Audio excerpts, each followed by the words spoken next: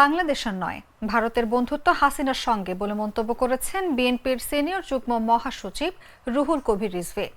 রাজশাহী নগরীর ভুবন মোহন পার্কে দেশীয় পণ্য কিনে হন ধন্য শিরোনামে দেশীয় পণ্য কম দামে বিক্রয়ের অনুষ্ঠানে প্রধান অতিথির বক্তব্যে তিনি এসব কথা বলেন।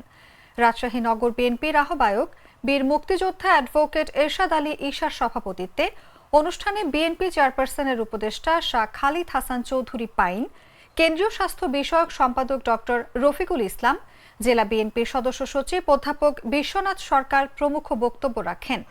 এ সময় নগর বিএনপির সদস্য সচিব মামুনুর রশিদ মামুনের সঞ্চালনায় বিএনপি ও সহযোগী অঙ্গ সংগঠনের বিভিন্ন পর্যায়ের নেতৃবৃন্দ উপস্থিত ছিলেন। যে আগ্রাসন, আপনি মমতা ব্যানার্জি, আপনাকে আমরা জানতাম ধর্মনিরপেক্ষ মানুষ, অসাম্প্রদায়িক মানুষ মানবতাবাদী হয়, এইটা আপনারা জানতাম। কিন্তু আপনাদের অত্যন্ত গভীরে যে কট্টর হিন্দুত্ববাদী লুকিয়ে থাকে সেটা দেখলাম যখন আপনি বললেন যে বাংলাদেশে জাতিসংঘের শান্তিরক্ষী পাঠানো দরকার। তারপরে আপনাদের মনের মধ্যে বাংলাদেশের প্রতি কোনো সম্ভ্রম নেই, কোনো বাংলাদেশের মর্যাদার প্রতি আপনাদের কোনো যে সম্মান দেখানো সেটি নেই। আপনারা সবসময় মনে করেন যে বাংলাদেশ আপনাদের তাবেদার হয়ে থাকবে।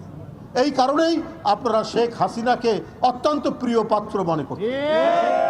শেখ হাসিনা যেহেতু এখন পালিয়ে গেছে, এই মনোকষ্টে সবাই, ভারতের শাসক গোষ্ঠীর সবাই যারা যেখানে শাসন করেন, সে প্রদেশে হোক আর কেন্দ্রে হোক, তারা প্রত্যেকেই মন খারাপ করে।